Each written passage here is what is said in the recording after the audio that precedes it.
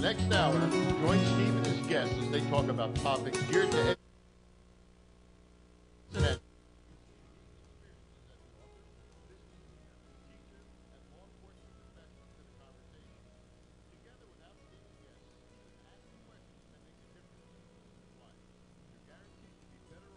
After you listen to the Kovacs.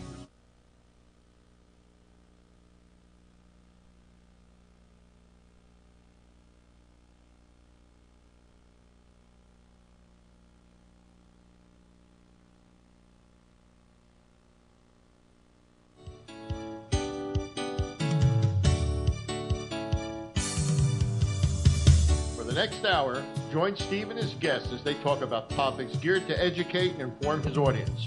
Listen as Steve brings his unique experiences as an author, business leader, teacher, and law enforcement professional to the conversation. Together with outstanding guests, Steve asks the questions that make a difference in his listeners' lives. You're guaranteed to be better off after you listen to the Kovacs perspective than before his show started. So, sit back, relax, and see what his show can do for you. Welcome, folks. Welcome to the Kovacs Perspective. I'm your host, Steve Kovacs, and I want to do a special welcome to any Time Warner cable television viewers.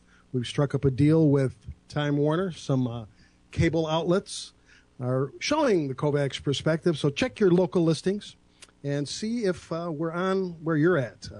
The Kovacs Perspective is on right now. We are on at 8 p.m. to 9 p.m. Eastern Standard Time on some cable with Time Warner. So check your area and see if we're on. You could see us in big screen, and you don't have to sit at your little laptop or your tabletop computer.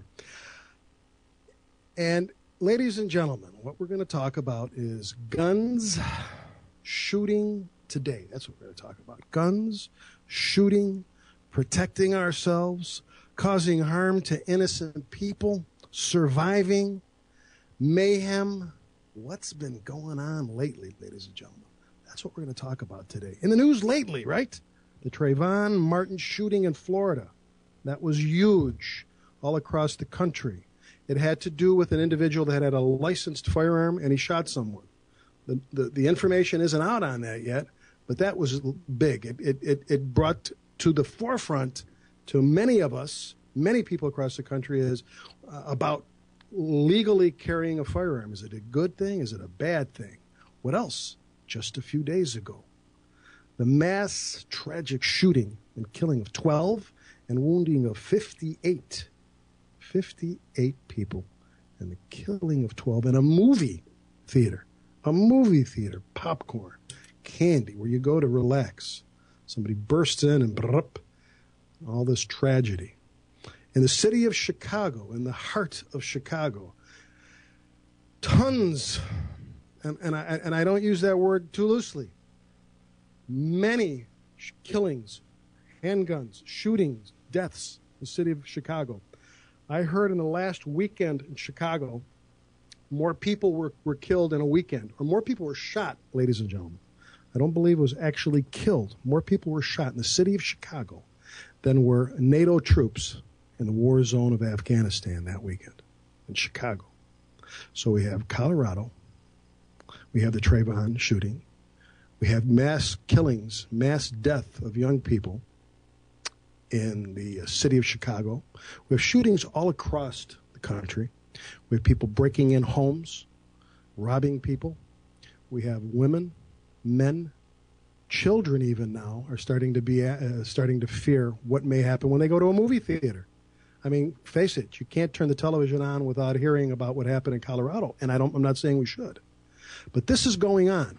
And while all this is going on, there are people that have gone and got lessons, and they're carrying licensed concealed firearms, handguns.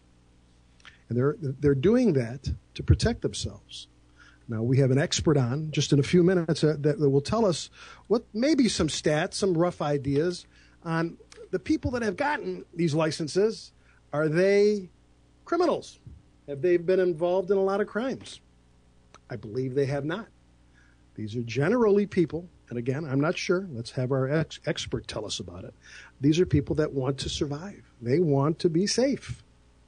I think. Maybe I'm wrong on that. Is it a good thing to have carry a concealed weapon legally? Is it a bad thing? Do we have too many guns? What the heck's going on in America, in Cleveland, in Detroit, Colorado, Chicago, Maine, Florida? What's going on? Let's try to get a handle on it. Let's find out what may be good, what may not be good, some solutions to our safety and security from an expert that you want to listen to. So stick around, because we're going to be back in 2 minutes and 2 seconds.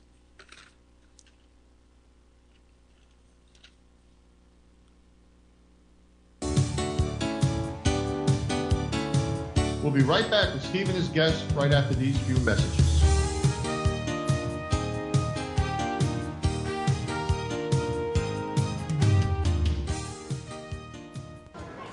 You take the family to the food court.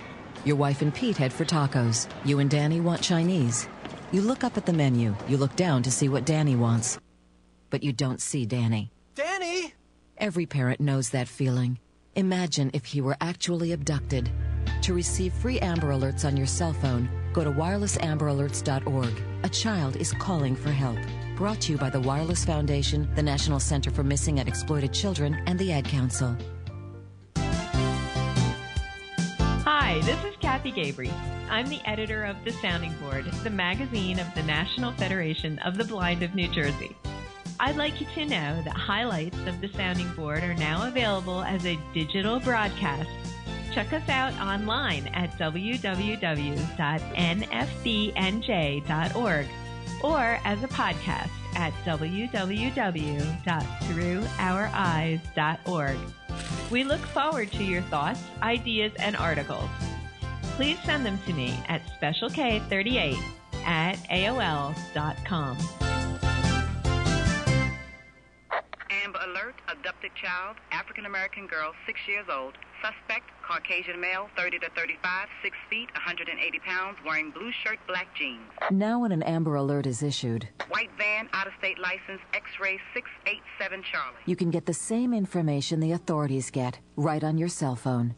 Sign up for free at wirelessamberalerts.org. When an Amber Alert is issued in the areas you've chosen, you'll receive a free text message. If you spot the vehicle, the suspect, or the child described in the alert, call 911. Sign up today at wirelessamberalerts.org. Think of it. Something as simple as a free text message could free an abducted child. All units, Amber Alert canceled. Child recovered safely. Suspect is in custody. Repeat, Amber Alert canceled. wirelessamberAlerts.org. A child is calling for help. This message brought to you by the Wireless Foundation, the U.S. Department of Justice, the National Center for Missing and Exploited Children, and the Ad Council.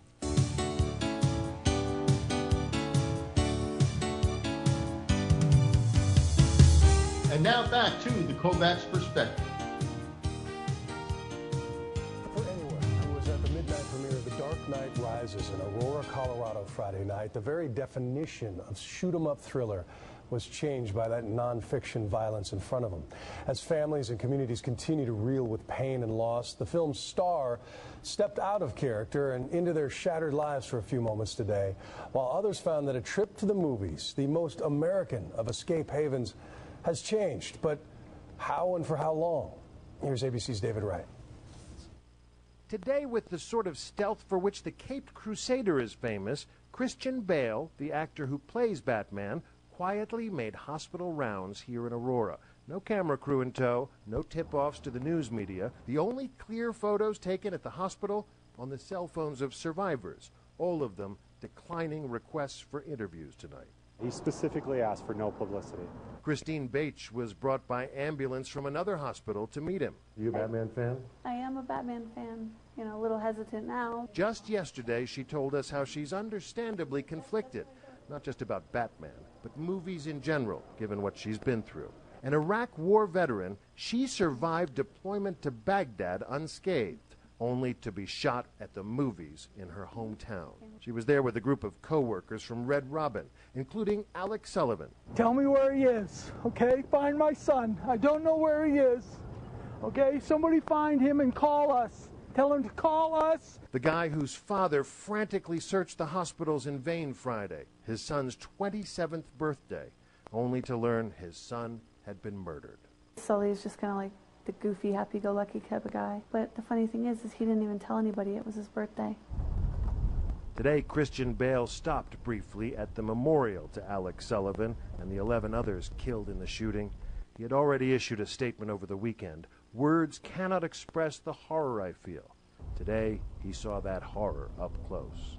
Today, there was one bit of redeeming news. A healthy baby boy born this morning, Hugo Jackson Medley. His parents were at the movie theater when the shooting broke out. His mom, 9 months pregnant, uninjured. His dad lost an eye and is still fighting for life in the same hospital his son was born. And tonight, disturbing new details. Sobering video, ladies and gentlemen. Those of you watching us on video saw everything. Those of you just listening, you heard it. Sad tale about the shooting in Colorado. And we're going to address that subject matter, that particular crazy situation in a few minutes. But first, let me introduce a friend of mine. I'll call him a friend. And most of the people, ladies and gentlemen, that I interview, I don't know. They're from across the country. This individual I have taught with. I know him fairly well. We've had some lengthy discussions and had some meetings together, broke some bread together. Let me tell you a little bit about him, and then I'm going to ask him to tell you folks a little bit more about himself, and then we're going to get right into it. Our guest, his name is Larry Bignell, and he is a lifelong investigator. He's investigated airplane crashes, which is really a specialized type of investigation. He's very knowledgeable about that. He's taught criminal justice on the college level, security and investigation on the college level, and now, and he's done much more than that, but that's his base. That's what that he brings to us now, that investigative mindset, the instructor mindset. And also, ladies and gentlemen, he teaches people on how to handle firearms and how to get licensed. He is a certified instructor for those folks that want to get certified to carry a concealed weapon. But his mind is in this topic so much. He reads. He's a man that is so detail-oriented. He makes my brain spin. He looks at everything regarding these topics, has for a long time. We're going to pick his brain. I'm going to ask him to help me, help you, find out and understand about carrying concealed weapons, good, bad, what's going on in the country, what's going on. Is there anything good people, good folks can do? Are we just along for the ride? Are we just along for the ride? And, one day we may go to that 7-Eleven and get our brains blown out. Anyway, ladies and gentlemen, let me introduce our guest and my friend, Larry Bignell. How are you, Larry? I'm well, Steve, and thank you for the kind words. You're welcome. They're true, Larry. I mean, you are so detail-oriented. You send me an email or some information about shooting or handgun violence or carrying concealed weapon stuff, and it's so detailed. It's excellent. So you're a great guest to have on. And Larry, I don't want to rush into the Colorado shooting or Trayvon Martin right away, because first of all, I don't want to concentrate too much on the shooter at all, because I just don't want to give him any more publicity. But Larry, do you agree with me that we have too many problems, too many people getting killed with firearms in the United States? I don't know that I truly agree with that. It's always an emotional situation, Steve, when you have this type of mass murder that occurs, particularly under the circumstances. But if you really look at the statistics, the FBI points out, too, that there's only like 1% of the mass shootings that involve more than 5 people. At the same time, I'm not making that a trivial portion of it, because obviously the people that are affected by it are dramatically affected by it. Their lives are changed. The entire community is involved, such as you saw here in Colorado and some of the others, and even locally here in, I believe it was Chardon, Ohio. But it's a small percentage. And going back to your original introduction here, I think we need to put this a little more in perspective. And you spoke earlier about some of the detailed things that I do look at, and I do look at some of the statistics, and obviously they all can be interpreted different ways. But we're only talking roughly 8 to 10 million people in the United States out of 310 million folks that have concealed carry permits. So, all right, Larry, let me stop you right there. How many million? 8 million? 8 to 10 million, rough number, out of 310 population. Okay, here's an important question about carrying concealed weapons, licensing. Mm-hmm. These 8 to 10 million people, do you have any statistics or any idea on how many of them may have broken the law with their firearm once they got their license? In the Ohio, I took a look at some of the Ohio statistics for your information. And these are relatively about 5 years old, 2007 to 2011. Ohio issued about 209,000, call it 210,000 concealed carry permits. Of that, from 2007 to 2011, only 3,200 were suspended, and 1,124 were revoked. So a little over 4,000 out of almost 300,000, or almost 210,000.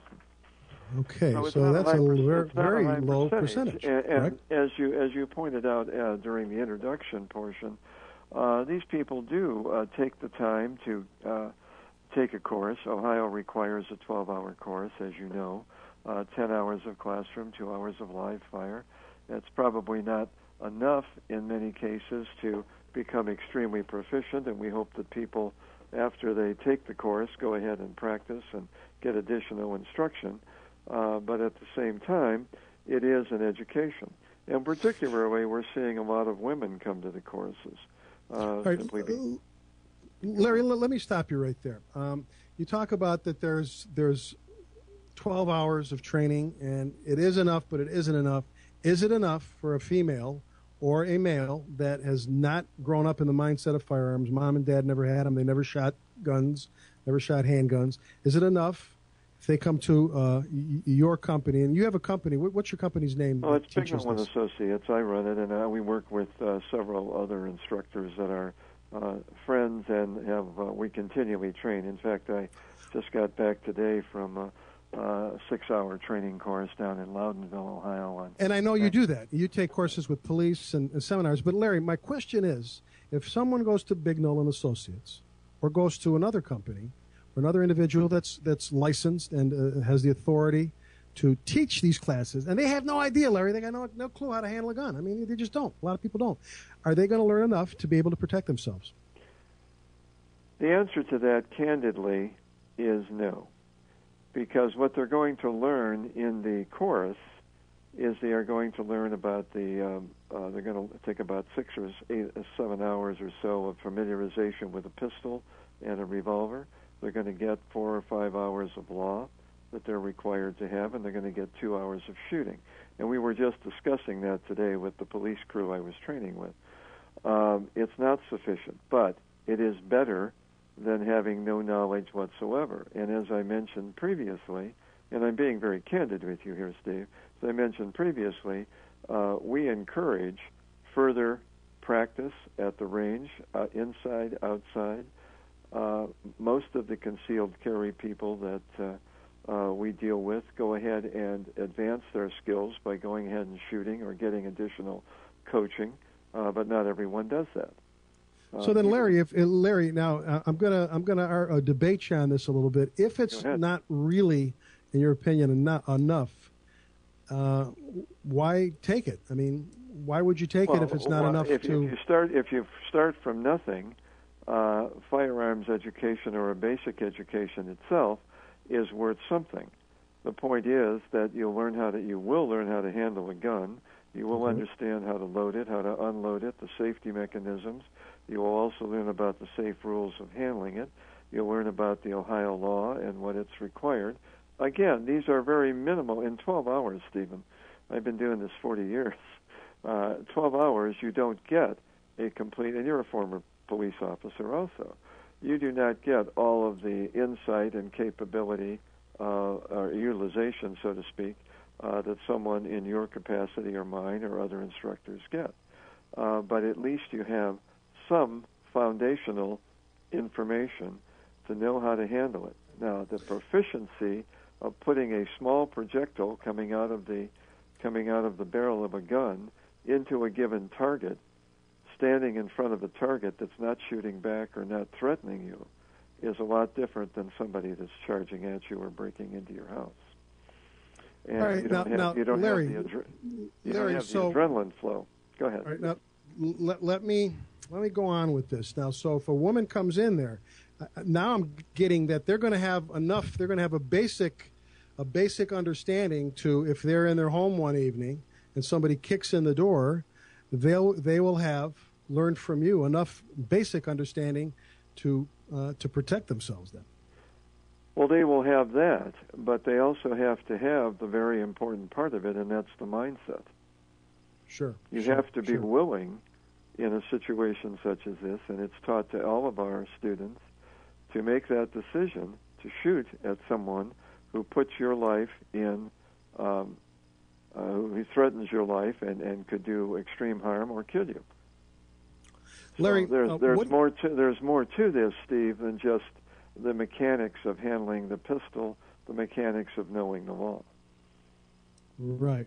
Now, Larry, what do you say to people that right now, with the Colorado shooting, people are getting on television and saying, now this is another reason we should have stricter gun laws, and we should not allow people to carry guns.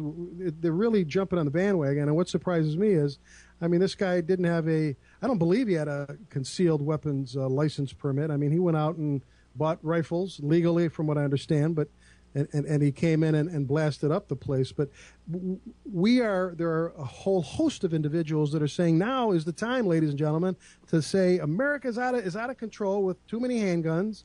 So what do you say to that school of thought right now that's out there? Do you agree with that? Do you say they're sorely mistaken? Tell me your thoughts on that. Well, my thoughts are that we are a free society, and we're one of the very fortunate countries that allows people to move about the society, buy things, particularly a specific reference to the handguns, or the rifles. All of those armaments that the shooter had, he obtained legally, and he had background checks done on them. He had no background that was of any type of criminal background that showed up as a disqualification. So it doesn't matter whether he had a concealed carry permit. The only thing the concealed carry permit does for you, Stephen, it allows you to carry the gun in a concealed fashion in public. It doesn't say you can't buy it. And a lot of people do buy guns, and they have guns at home, and they don't carry them in public in a concealed fashion. So that's all the permit does. All it does is say that you have gone through a background check, you've taken a specific course in all 48 states, with the exception, I think, of Illinois, have some type of training program. The adequacy of that program, as we discussed a little earlier, and I'm being very candid with you and your audience here, could always be improved. You just don't, just by taking a 10 or 12 or 15-hour course, does not make you a proficient shot. Well, right, and as you say, you encourage people to keep their training going. Once they get your certificate that they can take to their local authorities and get their a license, you encourage them to join maybe a club, right? Shoot monthly. They can join a club. They can get private coaching. They can go to the range on their own. They can go and take some tactical courses. And most of them are very modestly priced. Well, for example, our course is $125. For that, we supply the guns, the ammunition, the hearing protection. We even throw in some lunch. Lunch, not bad. Hey, Larry, you also teach other classes, too, safety and security, don't you? Yes, I do. I teach risk management. Well, my background is insurance investigation, about 80%, and 20% criminal. Yeah, but Larry, you know what I mean? I mean, don't you also teach regarding handgun, how to keep safe in your home, refuse to be a victim, or something of that nature? Don't you teach a couple of other classes? I mean, I am, like many others, have gone through the NRA programs. I'm a range safety officer, and I certified in home firearm safety, basic pistol protection in the home, refuse to be a victim. Okay, now you're going away a little bit too fast. Now you do. You're certified to teach a course called. Is it called Refuse to Be a Victim? Yes, it is. And it's all right. Now, Larry, tell me about that, because that's what we're talking about. We had a bunch of victims in Colorado. We have victims across the country, tell me about Refuse to be a Victim. Tell me what it's about. Well, the Refuse to be a Victim course originated with the NRA and the women's programs about 1993, became co-ed in 97. And basically what it talks about is security around the home, lighting, bushes rather. It also talks about being aware of your surroundings. The big thing is awareness. It doesn't talk about carrying concealed weapons. That's not part of this course. There is a weapons component that can be put in, but it talks about door stops, door locks, how to be safe in your home, how to have your windows properly locked, locking mechanisms for your front door. Most of the locks are very inadequate. They only go in maybe about an inch if they go that far, and how to reinforce your door frames, things of that nature. So it talks about your preparation, your awareness, and your application of the knowledge to your everyday life. So that's an excellent program just for somebody that wants the basics of security all around about them and their home. How much does that cost, Larry? The course is normally run for $40 to $50. You get a nice little kit with it. And we also have people that springboard off of that into the concealed carry courses or the firearms education courses. So it's a feeder program in many cases, but in some cases, as you've talked about, that's all they want. And they go ahead and the important part is, Steve, that after they take the course, that they go back and apply what we give them. It's only about a 4 to 5 hour course. Okay, Larry, so let me crystallize this. You have a program called Refuse to be a Victim, talks about the basics, sounds excellent. Now, is there another program, or is that the only one other than the concealed carry program itself, where you shoot? Well, those are the two major ones that are promoted by the NRA. Some other security operations, a lot of the private security operations that install alarm systems in homes and things like that, also offer programs to their clients. Larry, people are scared. Mm-hmm. I mean, right now, if I just went to a movie theater for the first time in about years and years and years, just a few weeks ago. I sat down, I had popcorn, I was all relaxed, didn't worry about anything. And almost anything. You know, I'm one of those guys, as you said, I'm an ex-policeman, so I have a certain different level of awareness that I'll probably have the rest of my life. But generally, Larry, I was one comfortable puppy.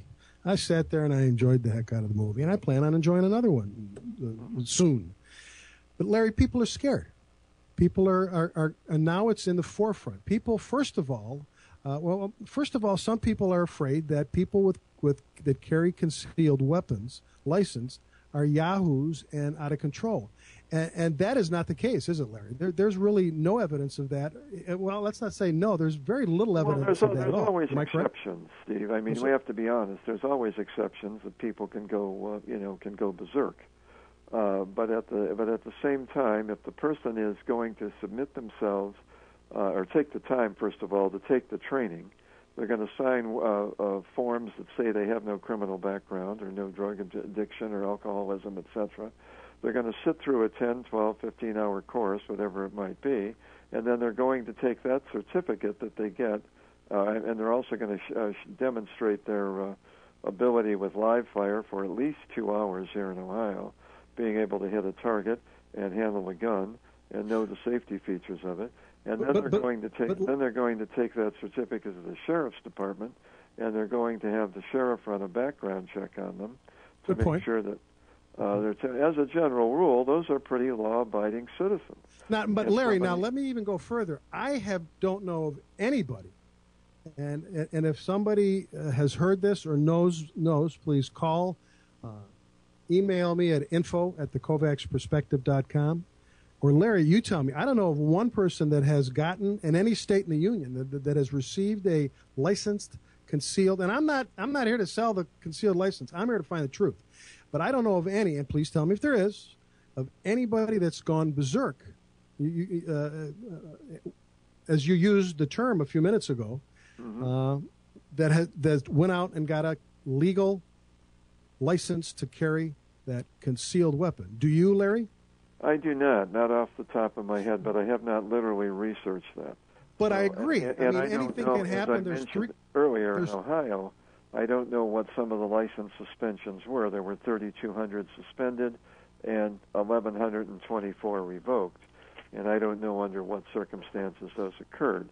But I would agree with you, Steve. Let me, if I can just finish this. Sure. I would agree with you that after that, most of the people that get this concealed carry permit and spend the time to do it are very substantial law-abiding citizens, and they want something to be able to use to protect themselves. Now, Larry, thank you for sharing those statistics about people that have been suspended, and it would be an interesting investigation to follow that down. Did they lose them because of other criminal convictions or drinking violations? Very interesting. So I'm very happy you brought that to the table. Yeah. But Larry, I guess where I'm going with this is if somebody chooses to get their concealed weapons license, they're not some Yahoo crazy guy that many people or some people, when they find out you went and got that carry concealed license, that you're some kind of wild person. And that's simply not the truth, is it? No, it isn't, and you got to be careful on the gender aspect of it because there's a large specific. When we talk about some crazy guy, and I know you're using it generally, but there are a lot of women that are getting concealed carry permits. They're buying specific handbags that carry guns. They're taking training, and they're developing their shooting skills and their mindset. They're protecting their family because we have a society, Steve, and in your original introduction and some of the comments you were making, not just on my background but what you talked about, we have a very divergent society, and we have a society of a lot of single women that are heads of households that need to protect their family in some way or another. And as a general rule, ladies don't have the upper body strength of gentlemen. They have to have something that equalizes their defenses for any type of threat that they may be experienced. Exactly. And Larry, let me stop you there. Equalize. And when we come back, I want to talk about Colorado. I want to talk about what we could have, because we're going to take a break now, Larry, in a minute or two, so a little less than a minute. I want to talk about Colorado. What if could an average person, maybe a person that had a firearm, a legal firearm on him, could he have made a difference? I want to talk about those, but right now we've kind of, I think, got to the point, ladies and gentlemen, that people that carry licensed firearms, concealed carry weapon permit holders, are not crazy, not wild. From any of my research, and Larry is bearing that out for us. But I want to find out, if you're sitting home and you're a little bit nervous and you're going to go to the theater, you're going to go shopping, you're going to go to the 7-Eleven, should you go get a carry concealed weapon, or maybe you shouldn't? I'm going to talk about that, Colorado, and some other things happening in the news. So stick around. We'll be back after these short messages.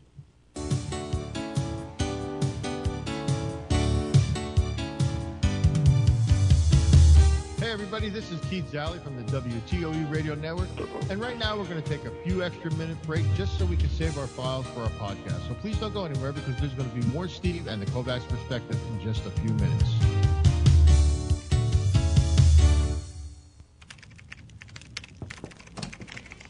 Hey, Jack, you got a sec? Yeah, sure, come on in. Yeah, I was wondering if you... Jack, your hair's on fire. Yeah, I know. I just need to finish this sales report, and then I'll probably, I don't know, let me lie down for a bit. But I'm sure it'll go away. But the flames are getting bigger. Shouldn't I... Your hair, there's so much fire. No, I'll be fine. What can I help you with? Oh, dear. Well, at least we know the sprinkler system works. You wouldn't ignore this, so why ignore the signs of a stroke? If you or someone you know suddenly experiences numbness of the face, arm, or leg, or sudden trouble speaking, seeing, or walking, don't wait to get help. Call 911 right away, because time lost is brain lost. To find out more, visit www.strokeassociation.org or call 1-888-4STROKE. This message brought to you by the American Stroke Association and the Ad Council. Oh, hi, Jessica. Hi, Mrs. Miss Johnson. Is Megan there? Sure. Follow me. The kids are in the kitchen making sandwiches. I know. Hey, Julie. Hi, Megan. Hey, Megan. Yeah? You're a total freak. God, you're ugly. And dumb. Oh, and your makeup makes you look like a tramp. Tommy Morris told me you guys made out. Everybody knows. The whole school knows. He said your breath smelled like garbage, and he almost puked. He says you're the most desperate girl he knows. And that dress is totally hideous. You look like a big fat clown. Disgusting. Oh, and by the way, nice zit. If you wouldn't say it in person, why say it online? Delete cyberbullying. Don't write it, don't forward it. For more information, visit ncpc.org. A message from the U.S. Department of Justice, Crime Prevention Coalition of America, National Crime Prevention Council, and the Ad Council.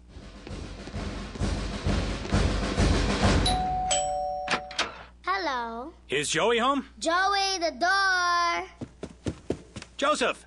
Yeah. Hello, son. I'm Dean Rubin from college. I'm here to invite you to join us this fall. Me? Mm-hmm. Give me a day. Well, we've reviewed your application. Give me an E. No, wait. Right, you didn't actually fill out an application. I didn't think I had to. You know what? That's fine. Because your algebra grade certainly... No? Wait, you didn't actually take... Well, no one told me I was supposed to... whatever. You really want to go to college, and we really want to have you.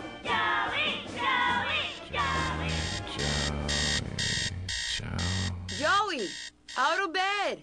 Hey, wake up. You can't dream your way into college. There are actual steps you need to take. For all the steps, visit knowhowtogo.org. Brought to you by the American Council on Education, Lumina Foundation for Education, and the Ad Council. If there was an emergency, would your family have enough water and non-perishable food to last 3 days? We asked families across the country.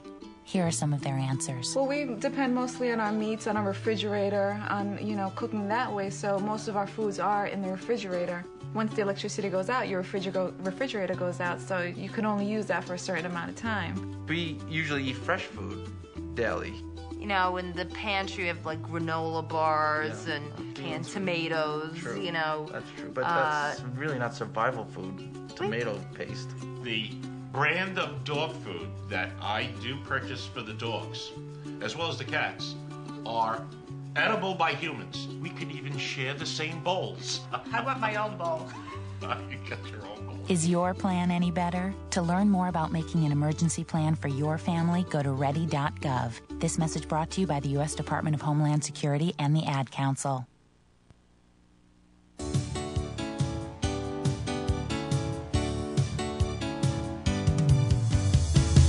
And now back to the Kovacs Perspective.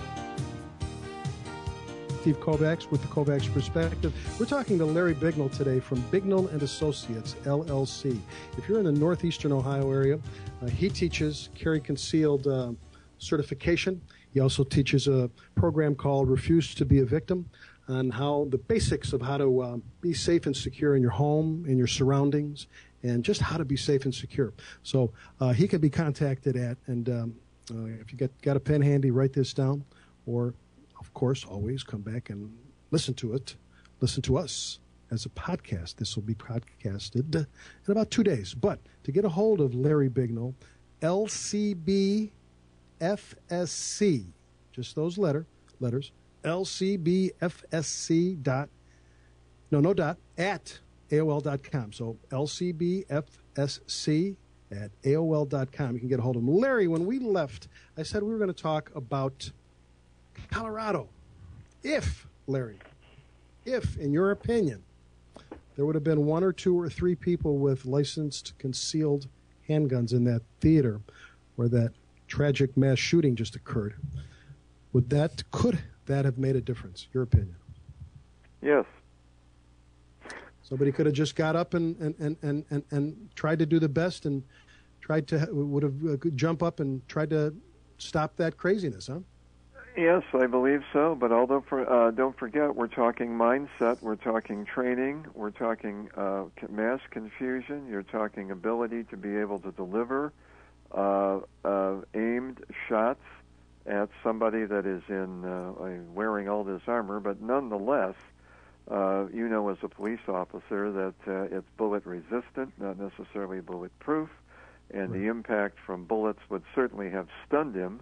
And if then somebody had the presence of mind to jump on top of him, and they had some military personnel there or other people that had maybe had military training, and I want to talk a little bit about this, but they could have at least gotten him down. Would somebody have gotten hurt? Yes, but would we have necessarily lost 12 lives and had 58 people injured? I don't know. I mean, my general approach is if somebody had recognized the situation and done something immediately, there could have been a reduction. Would somebody have been killed or hurt? Certainly, but it could have been minimized.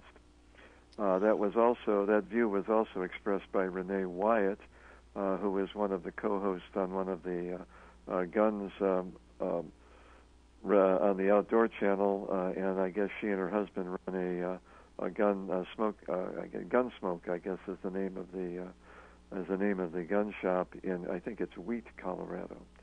So, and there were other people that have expressed that too. Now, Larry, in Akron, Ohio, close to where you're at, about 3 years ago, and I want to just brush on this because it has nothing to do with firearms, but in a roundabout way it does. This was on national television. It was shown on CNN, NBC, CBS, Fox News. There was a altercation in a local pizza shop. A woman had an argument with a man in a pizza shop, got very verbal. They're swearing at each other. There's a camera showing all of this in the pizza shop, a security camera. She went out and got her boyfriend. Her boyfriend was 6'5", 290, 300 pounds. The boyfriend had a couple of words with the guy that was arguing with his girlfriend a few minutes previous, and he sucker punched him. He sucker punched this guy. And the first punch you could see on video, Larry and ladies and gentlemen, you could see this guy just collapse. He was done. He was out, knocked out, like on a boxing, in a boxing fight. You could just see he was out. But the guy kept on hitting him. I'm talking pulling his punches back and hitting him. And the entire pizza shop, the entire lobby was filled. I believe every person in that lobby was an adult male. No one did anything while this man was being killed. It was a huge shock across the country, and that's why CNN picked up on it. And the reason I bring this up, Larry, is that you so astutely brought up training. You brought it up in Colorado. Yes, your opinion was immediately, yep, if there would have been somebody in that with a firearm, you believe he could have done something. And so do I.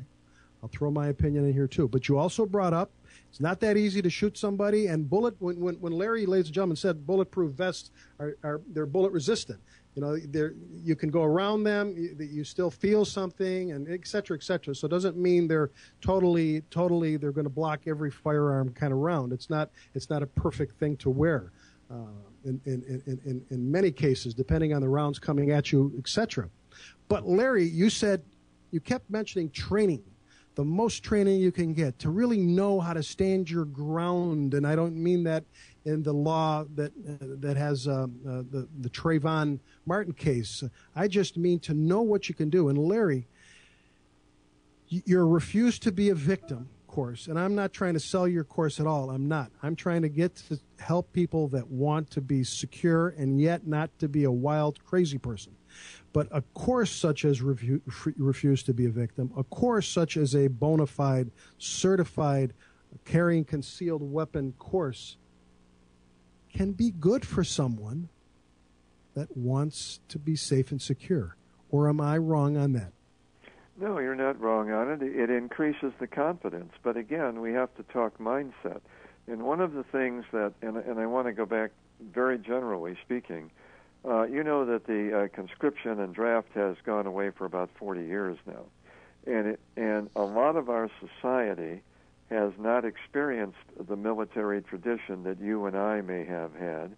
I served in the Navy, but and my point is that when we had the conscription portion of it, a lot of the basic training, survival skills, shooting skills, reliance skills, developmental skills, combat skills, etc., were at least introduced at a level that was a level that would help people understand what their capabilities and skills were.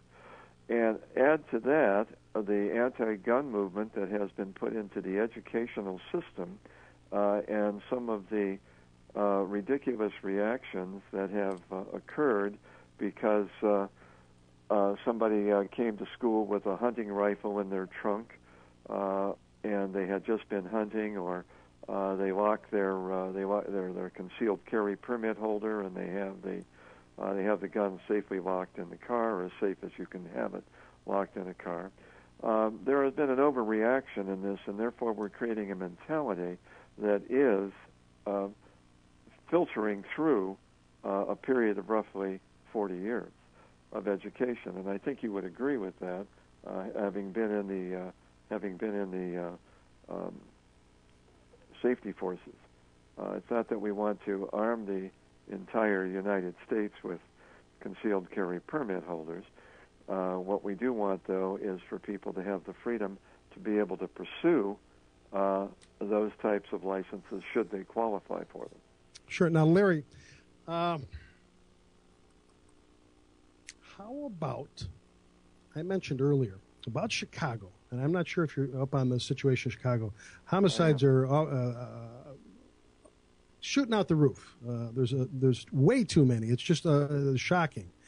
And what I want to get to, are there too many guns in America? I mean, are there just too many? Is that maybe an issue? I mean, we're talking about it's okay to get a concealed carry permit, but Larry, is it better just to say no guns and let the government just have the guns? Your opinion? I don't think so, and obviously the founding fathers did not either, because we have since the American Revolution, there have been uprisings in various localities with tyrannical governments or oppression in certain areas, but we haven't seen anything to the point where it would require a revolution such as we had when we parted from England. But to answer your question more specifically, no, I don't think that there are too many, and I don't think that there should be any type of additional control other than what's already in place. It's the same situation. You know, we had this Fast and Furious situation that came up, and unfortunately, Brian Kelly was killed as a result of that. But most gun owners are very responsible people. They understand the safety. They understand the operation. They use it for the firearms sporting and competition, hunting competition.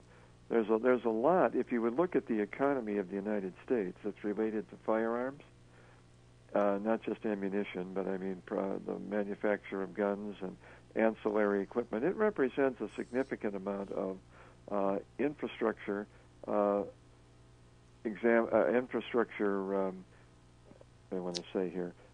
development and monetary contribution to the economy.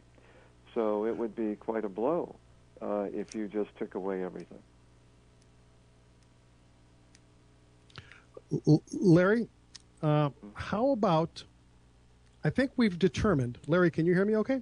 I am. I've got you. Larry, I think we've determined in our conversation, and for the listening public, and I believe this is factual, I'm confident that crime, the bad things that are occurring with firearms are not, at least not to our knowledge, and I believe we're dead accurate on this, it's not from people that have gone out of their way to take these courses and get licensed. Like you said, you got to go to the sheriffs or your local authorities to get printed, et cetera, et cetera. So those aren't the people causing all this. But Larry, Chicago, today, probably while we did this show, probably a couple people were shot. And then you go to Detroit, you go to Cleveland, and you go to California.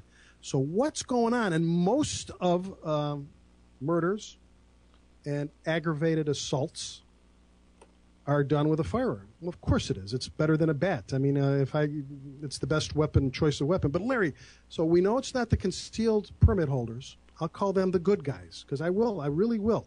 Even the ones that have been, they've taken their license away.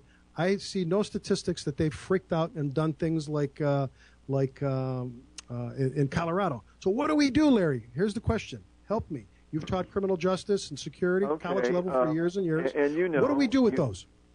All right. It's a very difficult problem because it results in the crime, and the illegal arms trade is phenomenal. It's not just here in the United States, but it's worldwide. As you know, the guns just don't come from the United States, as many people would have us believe. They're manufactured in all countries. They're shipped in. The drug cartels buy them. What you're experiencing in Chicago and Detroit and many of these other areas are drug-related or gang-related activities. And no, none of those people, I shouldn't say none of them, but as a general rule, they would not qualify for a concealed carry permit. But we don't know how many may have gone bad. But if they have, they're a very small percentage.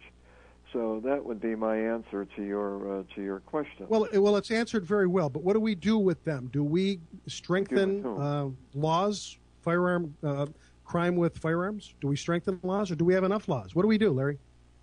Well, as far as the laws are I've made you God. I think it's a matter of enforcement. But again, you and I both know from our criminal justice background, we're running out of jails to put people in.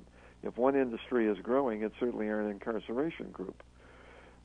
We just have more people in jails than a lot of other countries. The only view, and it's a personal view, is we need to reestablish family. We need to reestablish religion. We need to reestablish some moral fiber. We need to just stop being so politically correct about things that it harms all of the other folks that are involved in this. Doesn't mean you're not courteous. Doesn't mean you don't respect other people. But we can't be timid. We have to really go after them, and a lot of that has to occur at the neighborhood level. Some of it is occurring at the neighborhood level. Neighbors are getting tired of this, and they're taking their neighborhood back, and they're to be congratulated. But it's not being done on a large enough scale.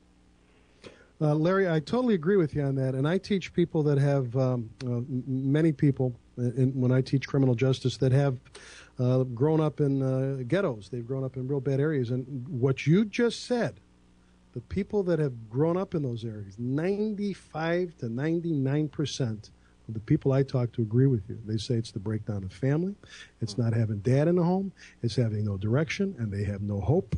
And guess what? They just start losing it. And I believe that is probably the best answer. As someone emailed me, said, that ain't going to happen anytime soon. It's not a quick process. So I agree.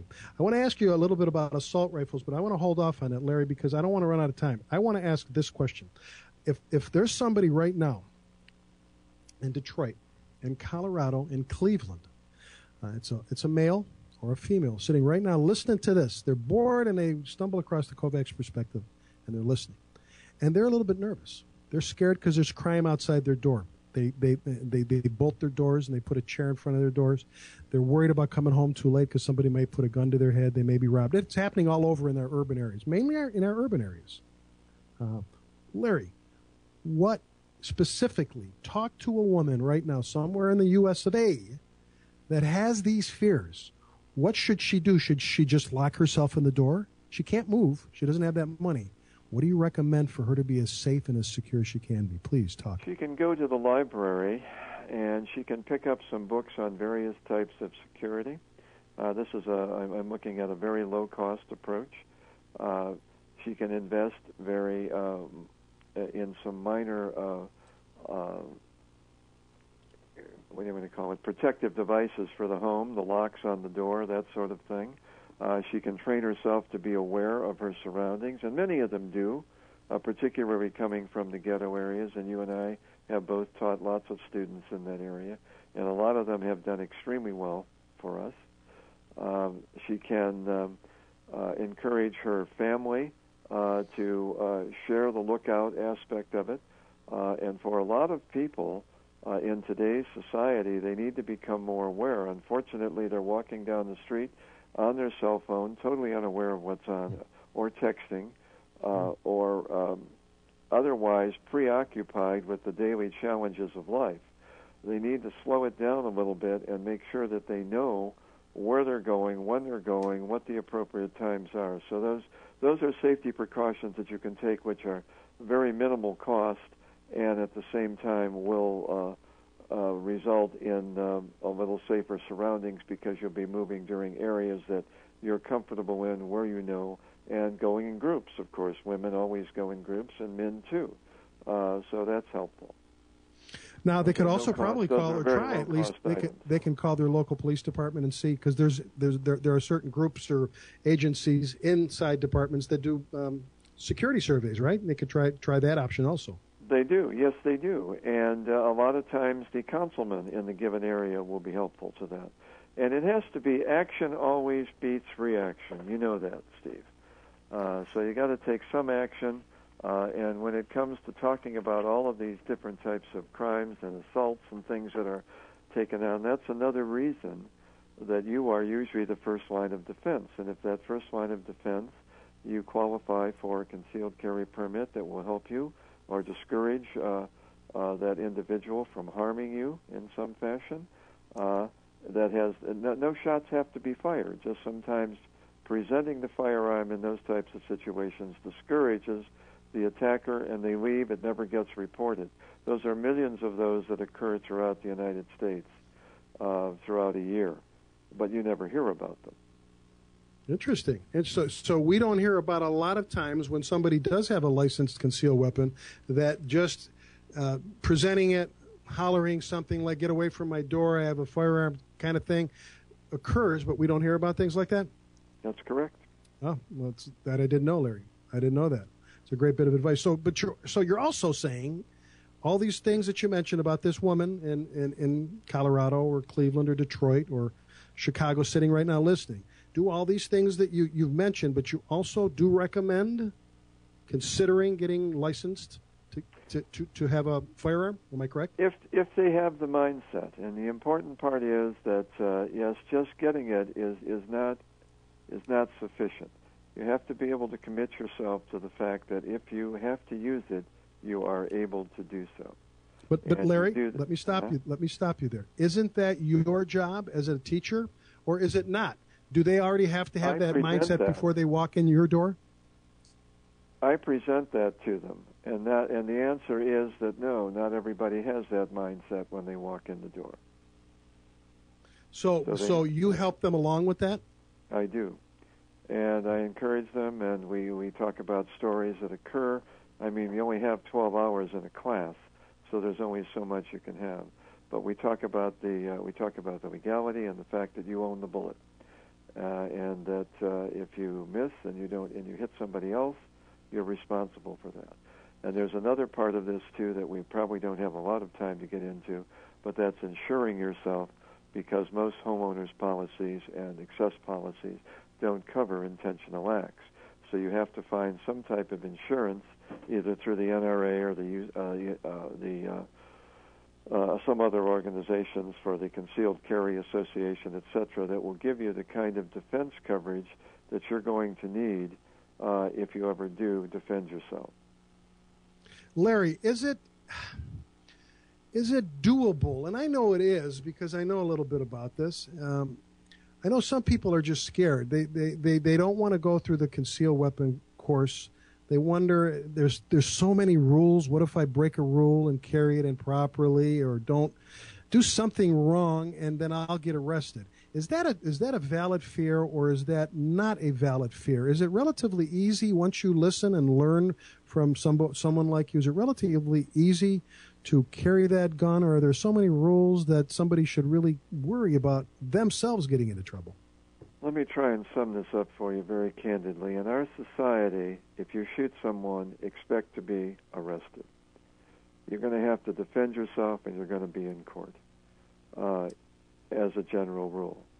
So the rules, etc., are there, but as you know from your previous experience, that each case is individual, and you're going to need a good attorney. And that's where I'm not selling the insurance coverage. What I'm doing is telling you that you need to have it to defend you. So, yes, there are lots of complications. Our society does not take the shooting of someone or the death of another person lightly, even though it's the assailant that brought it upon themselves, because had they not attacked the person in the first place, they would not be in that position. But then the prosecutors look at that as he's a victim. Why is he a victim? He's actually the assailant, but he lost. He's dead, or he's severely injured. and the person had a gun. So again, we're dealing with a mental set, we're dealing with the legal system, and we're dealing with the mindset of the individual. So there is a great responsibility that goes with the concealed carry permit, and the fact that if you have to use it, you're going to have to stand behind what you did, and you're going to have to prove your innocence. Okay, Larry, I've been receiving some email questions, which I've been incorporating into my questions, and they're pretty much what was on my mind also. But I also have my boss. Something that we've talked about, probably what you've talked about, intrigued him. So he's going to steal my microphone because he has the power to do that. He wants to ask you a question himself personally. Go ahead. This is Lenny Azarone, ladies and gentlemen. Hi, Larry and Steve. I just wanted to mention, I wanted to just add something to what Larry said. That I was a police officer for 30 years since retired. And when he was talking about responsibility and safety, it just made me think, and I like anybody that's considering maybe getting a concealed carry permit to also think that there's a lot of things to think about. As an example, I was allowed to, and I had to by law, carry a weapon 24/7 while I was a police officer. But when I went to bars, when I went out with my wife and went out with couples and we went to a bar, I never took the weapon. And the reason I never took it is because things can happen, and you're not just, as Larry said, responsible for the bullet. You're responsible for that gun. And if you know what hits the fan, you either might be able to do something with it or someone else might get a hold of it.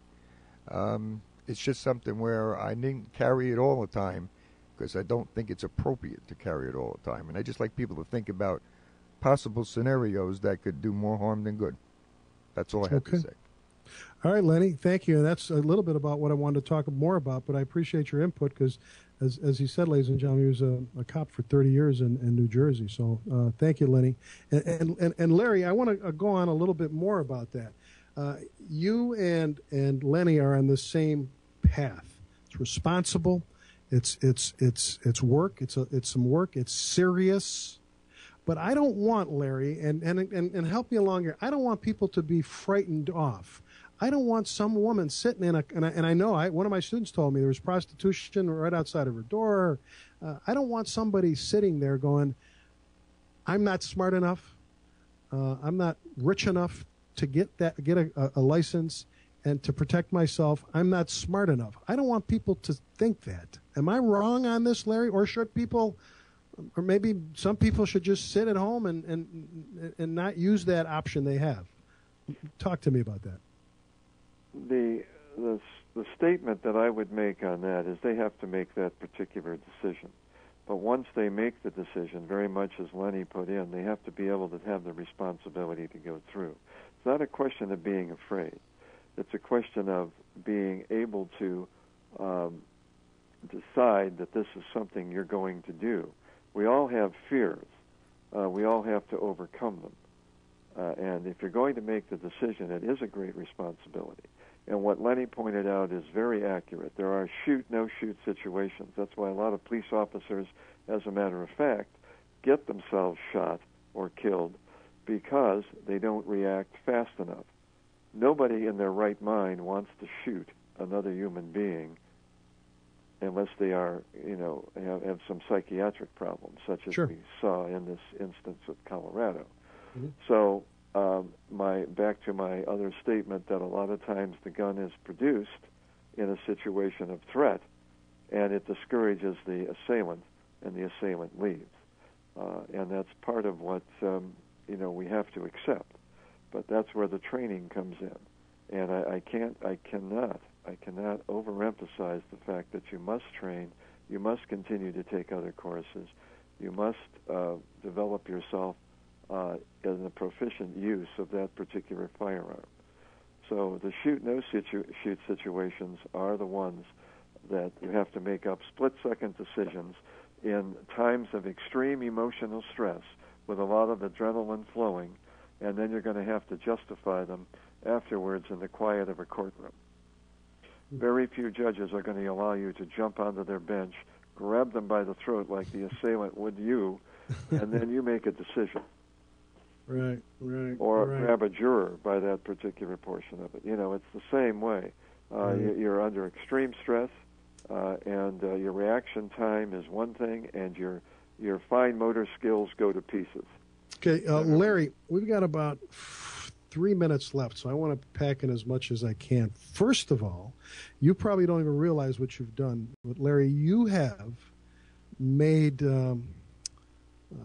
anybody, or not anybody, but you've made it abundantly clear that you are an extremely responsible, extremely reasonable instructor of concealed firearm certifications. You probably don't even realize that, but thinking back, Larry, you are so cautious, so responsible. It's serious. It's extra training. So if everybody that trains or teaches CCW classes, carry concealed weapon classes for certifications like you, says a ton for that particular industry. So I tip my hat. If I had one, I tip it. However, I want to go a little bit further, and I mentioned in the beginning, I want to touch on Trayvon Martin. And let me put my 2 cents in. We don't have the case at hand yet. Many people are saying the shooter in that particular case, and I'm not going to explain what happened there, we just don't have the time, and it's been all over the media. The shooter in that particular case was licensed to carry a firearm, and there a lot of people are saying, well, look, I mean, he just slaughtered this boy. And my condolences sincerely go out to his parents. His parents seem to be the nicest people I've heard them talk. But I don't believe, Larry, and you tell me, because there's a lot of bad talk about concealed weapon holders regarding that particular case. But the stuff is not in yet. As a professional investigator, Larry, for many years, we don't have the facts yet, do we? No, we don't. We don't. And there seems to be new discoveries each time. And that was a very unfortunate approach by the media. But again, it was an emotional response, as most of the media does, because somebody was killed. There were, because it was a combination of something where there had been calls made and the person was told not to, Zimmerman was told not to follow, and so on and so forth. But nobody really knows at this point in time, and we just have to, and that's the one part that that's a real problem with our society, is that people get tried in the media before all the facts are in.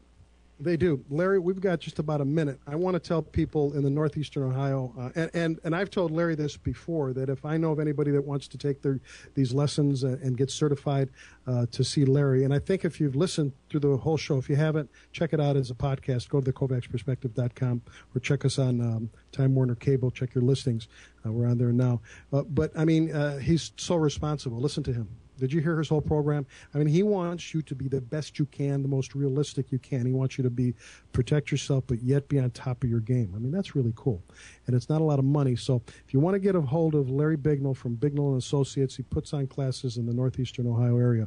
Again, his email is lcbfsc@aol.com. Did I get that right, Larry? You did, and thank you. Larry, we have to go. They're going to pull the plug on me. But, Larry, I want to thank you personally for being my guest. I hope we enlightened 1, 2, or maybe more people into what's really going on out there, what their options are, what it's about, and maybe if we helped a couple of people to possibly help themselves to get out of fear and better themselves, we did a good thing. But let me thank you, Larry, and I hope to see you soon. So thanks, my friend. Thank you.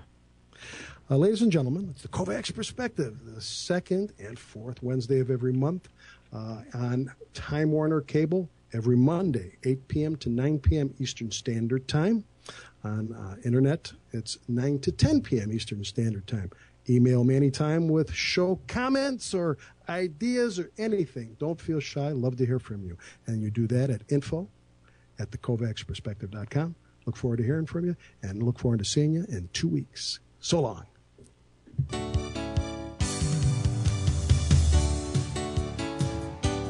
Kovacs Perspective is brought to you by the WTOE Radio Network at throughoureyes.org. All WTOE shows are available as a podcast. Visit our podcast page to learn more. The Kovacs Perspective was written by Steve Kovacs, directed by Tom Bendewall Jr., technical director and audio engineer Len Azzarone, assistant audio engineer Lori Viscuso.